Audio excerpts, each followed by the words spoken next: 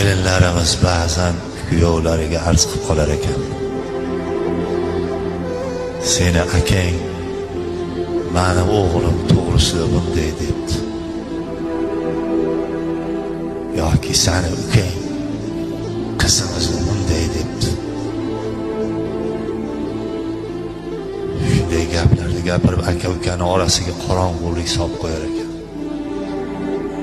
Shunday paytda aka yoki uka o'sha kuyov bunday deyish kerak ekan: agar akam o'g'limiz to'g'risida bunday degan bo'lsa, qizimiz to'g'risida bunday degan bo'lsa, buni haqqi bor.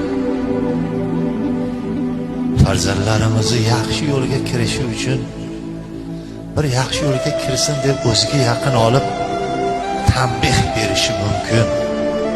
U meni jigarim bo'ladi deb shu qorong'ulikdan qo'yish kerak.